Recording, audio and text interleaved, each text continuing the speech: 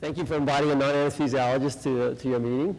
It's my pleasure, and I'll try to stay under my time limit so I can get you out there to see some of the things that Dr. Carvalho showed on his slide earlier. So I'm going to talk today about valvular heart disease in patients with pregnant patients. And so, as you know, there are four valves in the heart. I'm going to primarily focus on the left-sided valves today, and we'll break them down into stenotic lesions and regurgitant lesions. So I'm going to go back to first principles again as well, because unfortunately, or fortunately, I guess, there aren't enough patients with this issue to get large controlled trials in terms of what the right management should be. So again, going back to basic principles, and this is how I approach it also when I get a patient in my clinic who's pregnant and the request is made, well, what should I do with them? And so going back to fairly old data from Robson back in 1989, we can look at what happens during pregnancy. And you obviously all know this much better than I do in terms of the heart rate goes up, or some. Most importantly, the cardiac output and stroke volume goes up. So what drives this? Well, a lot of this is driven by a decrease in SVR during pregnancy. There's an increase in blood volume. And the heart rate goes up some, and then stays flat until it rises again in the third trimester. And further, at the time of delivery, the cardiac output even goes up even further during the first phase, and again, even more so in the second phase. And rapidly recovers back to normal after delivery. So how is this relevant? So it's probably most relevant is because the obstructive lesions didn't turn out to be obviously the big issue. Right? Because they become a problem in terms of cardiac output. The regurgitant lesions tend to actually benefit from a decrease in the SVR. So problem, from a cardiac point of view, it turns out the obstructive lesions are much more the problem. So we'll talk about those first, and then we'll talk a little bit about issues with patients who already have prosthetic valves, anticoagulation, and how they get there. Do we have videos? Let's go back.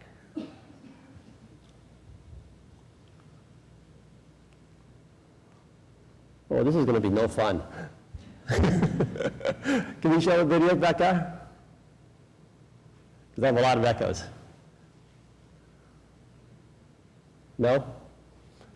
Okay, well, anyways, since I'm mostly a clinician, I thought we'd present the issues in relationship to clinical patients. So the first patient is the patient with mitral stenosis. This is actually one of my clinic patients. She came to me when she was 16 weeks of gestation. This was her third pregnancy. Her previous pregnancy actually also had issues and had undergone balloon valvuloplasty. So at this point, she was still doing most of her daily activities, but she became fairly short of breath fairly easily.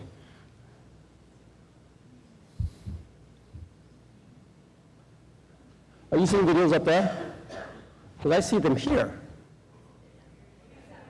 Okay, all right.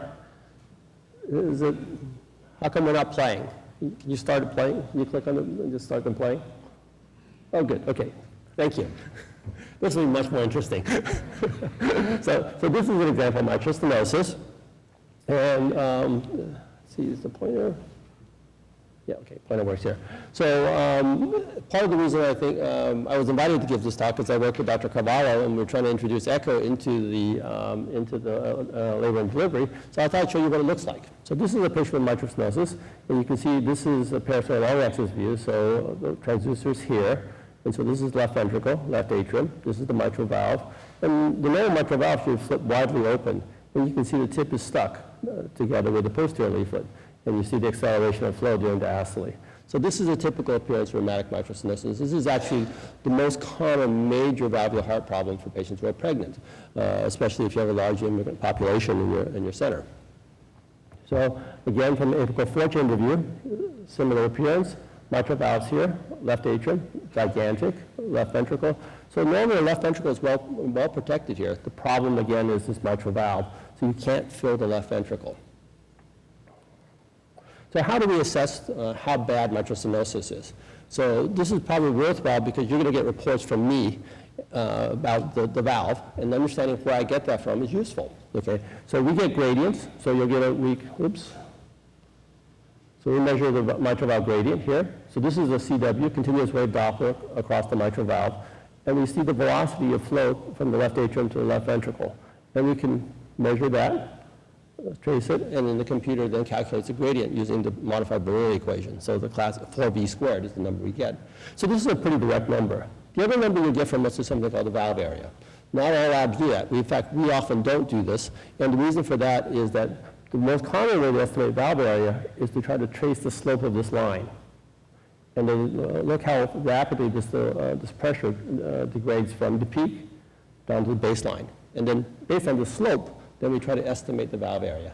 And as you can see, it's kind of fuzzy. So if I draw this one, I draw here, or that one I could draw like that. So you can go with a variety of valve areas. So the gradient is still very useful. But the other thing to keep in mind, so going back a little bit, then, okay, what does this mean? And why is, when do we know mitral stenosis is a problem for the patient?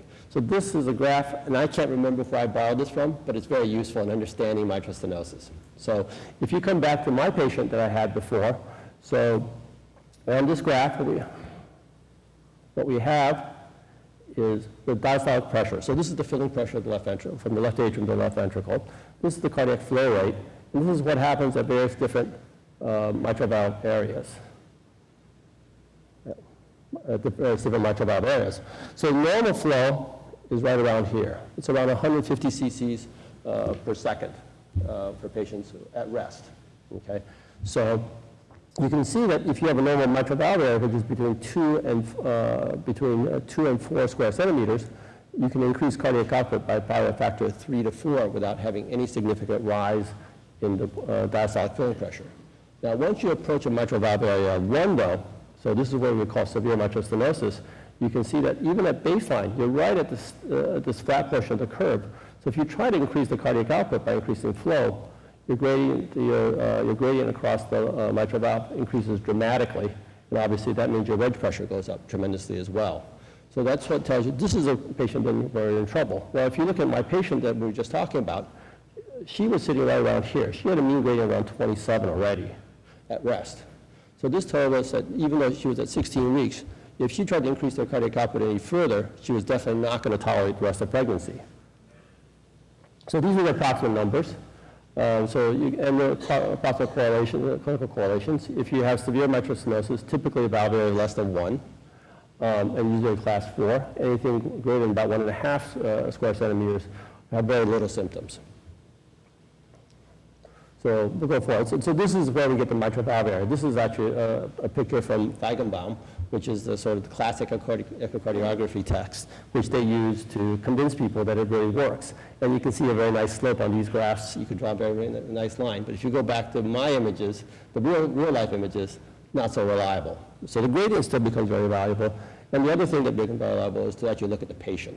The functional capacity tells you a lot. And my patient was already getting in trouble even at rest. So what can we do for our patient who has mitral stenosis, who's pregnant, or in general with mitral stenosis? Well, one step is to try to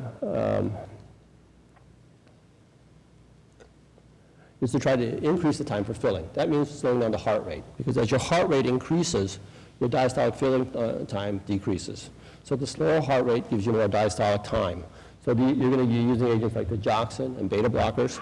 And then neosynephrine turns out to be an ideal drug, especially for a patient who's already hypotensive, because it induces a bradycardia at the same time as supports the blood pressure. Sinus rhythm is always nice, because as the heart rate goes up in atrial fibrillation, you're going to have problems with filling the heart. And in addition, you lose your atrial kick. And so patients with rheumatic mitral stenosis also obviously have the highest risk for thromboembolism. Okay, so what can we do, and what did we do with our patient? So this is a transesophageal image from what we did for her.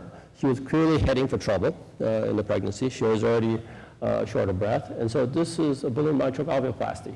So we took her to the lab, and I showed you the picture on transesophageal echo because there was almost no fluoral. There was only one image taken with fluoroscopy during the whole procedure. We did this entire thing under transesophageal echo.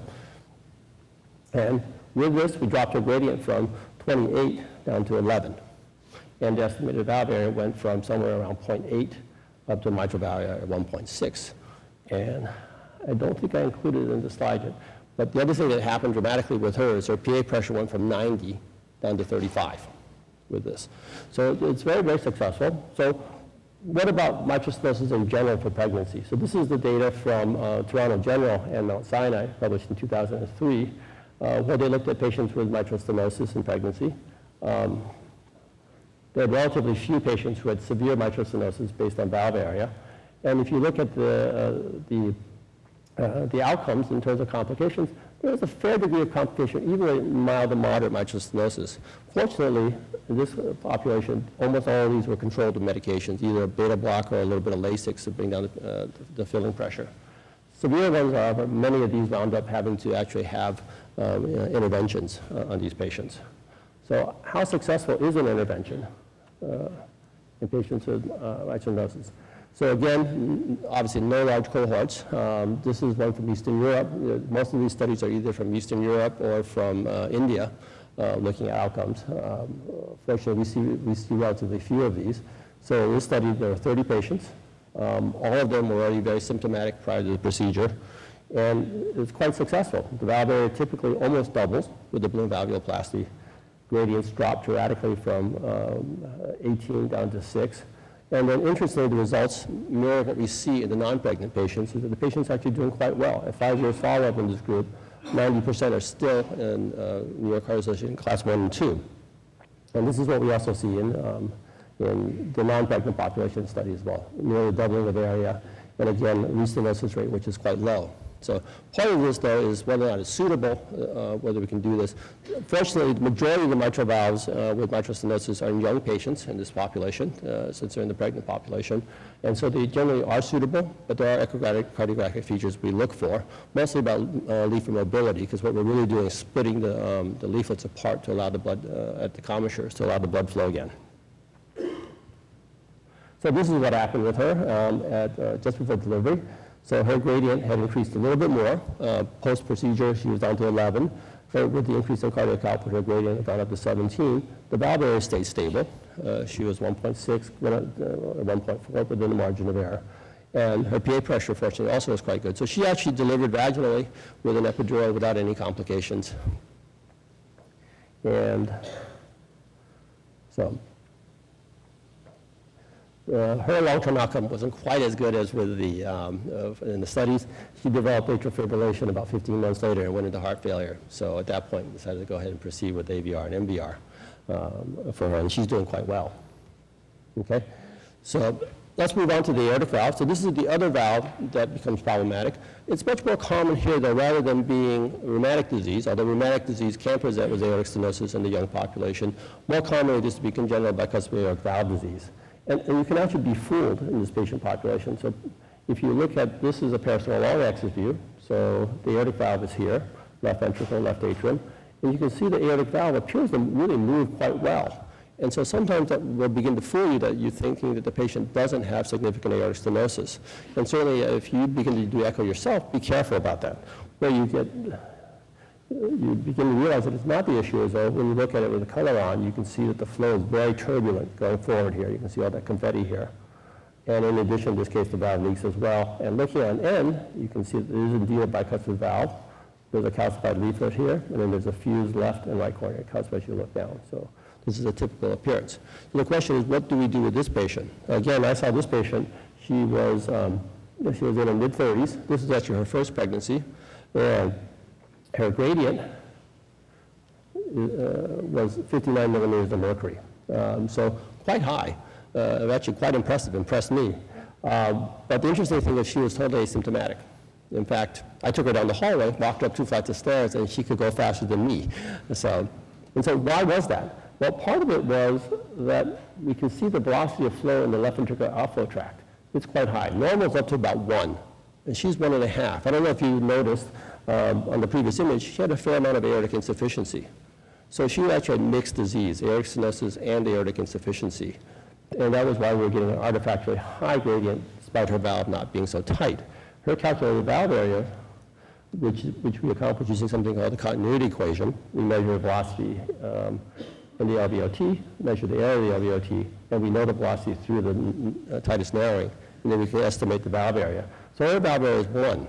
So normal aortic valve area is around 2 to 3, and typically people become critical somewhere around 0.8.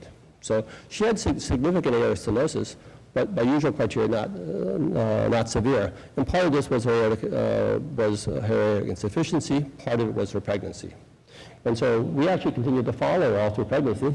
Got a little scary at the end with the gradients over 60, but she delivered, we allowed her to go through a vaginal delivery at 39 weeks. We did induce her because we wanted it to happen in the daylight hours when everybody was around. The baby unfortunately developed fetal distress during labor, but the mother was fine. She was hemodynamically fine, so it was really probably unrelated to the valve itself. And so she underwent an emergency C-section, and she's still asymptomatic a year later. Now, the interesting thing is that her aortic valve gradient has stayed high, even though she's now delivered a cardiac output fell. And this is something that's seen fairly frequently in the series looking at aortic stenosis, congenital aortic stenosis, where even though her gradient prior to pregnancy was only 40, after pregnancy the gradient has gone up and stays up. So it may be that the pregnancy probably does cause some damage to the valve and progresses along, although she's remained asymptomatic. All right, so let's look at another case. This is another patient with aortic stenosis. And so she presented at 36 weeks. 21 weeks. She's 36-year-old. And she's very different, though. The difference is that she became short of breath even with one flight of stairs. So the interesting thing is that if you actually look at her valve, it looks like a normal valve almost. You don't see any thickening here. You see the valve moving quite well. And again, you see the bicuspid aortic valve, 2 leaflets. And what's for you is that the valve in aortic stenosis, when there's a bicuspid, rather than being a thick and mobile leaflets, is that the leaflets are stuck together. The commissures are fused. And so the stenosis actually occurs up here, because the leaflet is bowing and it narrows up here. And that's why you see the confetti at this point on the echocardiogram. So why is she different? Well, the difference for her is that she has no aortic insufficiency. Okay? And so her gradient is actually lower than my other patient. Her gradient is only 49. Her LVOT velocity, the velocity at the outflow tract, is only 96. So her calculated valve area is 0.6. So it actually is a much tighter valve. And so when she tries to increase cardiac output with exertion, her gradient goes up much faster than the previous patient I showed you. And there are probably also other factors in terms of how the RV is modeling and handling this. So how did we deal with her? So this is how we dealt with her, because she was already beginning to show symptoms. So she underwent balloon valvuloplasty of the aortic valve. So one of the things that we know about balloon valvuloplasty, at least in the adult population, in the CLA population, is it doesn't do very well. But this is a very different patient and a very different valve. And so in this population, balloon valvuloplasty actually works very well. And so afterwards, we did get some improvement. Her gradient went down to 39 from 50, and her valve area improved from 0.6 to 0.8.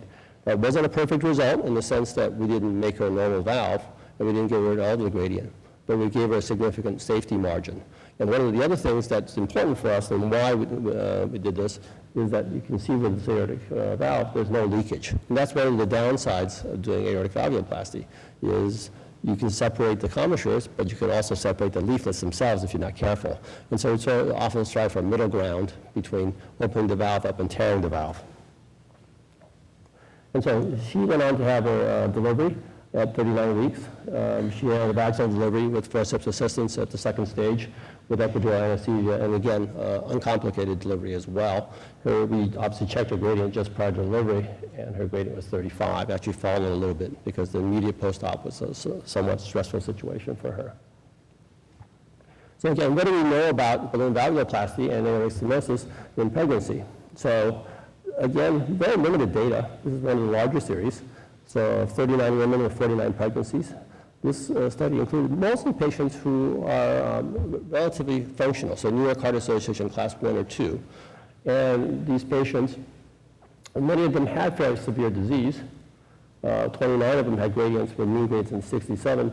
Surprisingly, a lot of them actually do quite well, as opposed to some of the older teaching which says, okay, these patients typically are going to have a horrible time during pregnancy. And probably the critical difference is here is this, is that many of these patients here, at least in this series, had good functional capacity. They could walk, so you knew they had reserve going into delivery. The first patient, that's why I felt very comfortable with the first patient, allowing her to go through pregnancy, watched her closely, and allowed her to deliver normally. The second patient, very different patient. She would be functional class 2 to 3, and we knew that she was going to be in trouble. So, all right, so we're going to move on to regurgitant lesions. I'm going to talk a little bit less about them, primarily because they're less of an issue. So this is partly a little lecture about valvular heart disease, a little lecture about echo, because I thought I would show it to you, because I suspect that many of you have seen a little bit more echo in your practices. So this is probably the easiest way to assess mitral regurgitation. So this is a 4-chamber view, LV, RV, RA, LA, and the colors on the mitral valve here. And so probably the easiest way to assess mitral regurgitation, and in general it's actually pretty reliable, is how much color is there in the left atrium when the left ventricle is contracting. And you can see in the case mild, a little bit of color. Okay, so if it's less than 20%, it's mild. If it's between 20 and 40, it's moderate. And if it fills the whole left atrium, it's severe. And that works pretty well. Obviously, you have to spend a little time looking for it to make sure it's not hidden off to the side. Right? And that correlates pretty well with the old-fashioned angiography and everything. So what else do we tell about mitral regurgitation? Well, we can tell why it occurs, whether the leaflet's torn, if the ventricle is dilated, if the annulus is dilated. And there are other things that people look at as techniques for looking at it. But for my advice for the non-echo specialist in looking at mitral valve is just look at how much color there is. And it's really pretty reliable. Right? So what about the mitral regurgitation in pregnancy? Is this an issue? And the answer is, well, it can be. So if we take a look at a group of patients with mitral regurgitation, moderate to severe, mostly moderate, mostly good functional class, those with significant MR still do develop clinical events, okay? Quite a few of them do clinical events. The most important thing is that these were all manageable with medications, either with a little bit of Lasix, mostly with just a little bit of Lasix. If it's the SVT, a little bit of verapamil, and there is no maternal mortality in this series. And that's typically what you see in most series of mitral regurgitation in patients with good functional capacity, because generally with a decrease in SVR, and the mitral regurgitation will be better tolerated. Same applies for aortic insufficiency in pregnancy. Again, it's a condition of volume overload. So when you decrease SVR, it'll actually make it easier on the heart, allowing blood to flow forward more easily. In terms of looking at echoes for looking at aortic insufficiency, for us, we tend to focus on the peristernal long axis view, and we look at how wide the jet is as you go from the aortic valve, into the mitral, and then into the left ventricle. So in this case, it would be mild. So if it's less than the width of the aortic valve, less than a quarter of the width of the aortic valve, it's mild. Somewhere between a quarter and a half, we call it moderate. And severe is when it begins to be greater than half the width of the valve during diastole. So let's go fast forward on these stuff. We don't need this. Okay, so what about pregnancy and aortic insufficiency in pregnancy? Again, only small series available in the literature. So most of them, again, are unremarkable. They tolerate it quite well during pregnancy. 19 are uneventful. They do develop some degree of pulmonary edema if the ventricle is significantly large, greater than 6, either in diastole or in systole. But again, in this series, all these patients were manageable with medications, usually just a little bit of Lasix. So as a general rule, the patients with regurgitant lesions do reasonably well during pregnancy. It's really the stenotic ones that have become a challenge. So what happens if the patient is regurgitant and you have and they become very, very symptomatic despite your best efforts? Well, what about cardiac surgery can be done in pregnancy. Obviously, nobody likes to think about it. And obviously, if the child is viable, it's probably almost always better to deliver the child and then do the cardiac surgery. But in some cases, then if that's not an option, one of the things that can be done, this is actually a fairly old series from 1996, so the results are probably better now. So what can you do? We can go to normothermia as opposed to hypothermia. That would decrease the fetal mortality. It turns out it's actually better to operate early than it is to operate late. So it's better to operate before 15 weeks. So if you know you're heading towards surgery, it's often better to go early rather than late. And it probably makes sense. There's probably less blood flow demands at an early stage of pregnancy than a later stage of pregnancy on the child. And then obviously, progression of time has improved outcomes from 31% fetal mortality before 1974 to 12% after. So I guess the other issue that comes up a lot, I don't know if you've handled this too much, I obviously get asked to handle this fairly frequently, which is what to do after you replace the valve as a mechanical prosthesis. And there's actually, obviously, there is no accepted consensus. If you look at the European Society recommendations, they're different than the American Heart Association, American College of Cardiology recommendations. And in fact, in many places, and probably the data actually supports this, it actually supports using warfarin during pregnancy, especially once you get out of the period of organogenesis at 12 weeks out of the first trimester. Actually probably do better and you have less problems with bleeding. But in the United States, I think there's very few of us that are willing to risk using warfarin in a pregnant woman just due to teratogenic issues. There are some data that suggest that if you can keep the dosage less than 5, the risk, 5 milligrams a day of warfarin a day, the risk of teratogenesis is actually very, very low. In the U.S., most of us are going to go with low heparin and low molecular weight heparin. My practice actually favors low molecular weight heparin.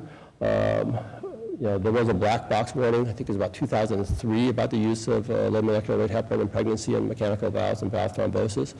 A lot of that actually came out of the fact that people were using low molecular weight heparin without dose adjusting for pregnancy.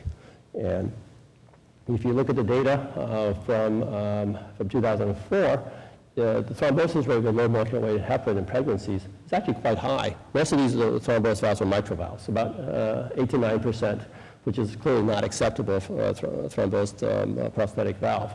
But if you actually look at those pregnancies where they actually monitored the anti-10A levels as opposed to just weight dosing it, the outcomes are significantly better, although there still is obviously risk associated with it. And it's pretty clear that that's the case, because if you follow a series of patients who are treated with enoxaparin, you follow their doses and you use anti-10A levels to monitor them, you can see that the dosage from first trimester or prepartum to delivery, the dose increases almost double in order to maintain appropriate anti-10A levels during pregnancy. So it probably makes most sense in management of anticoagulation to think about using low molecular weight heparin just due to its pharmacokinetics, but then monitor them the same way we would monitor unfractionated heparin in terms of getting to a reasonable outcome. So anyways, I apologize for a little potpourri of subjects, and I'll let the next speaker proceed. Thank you.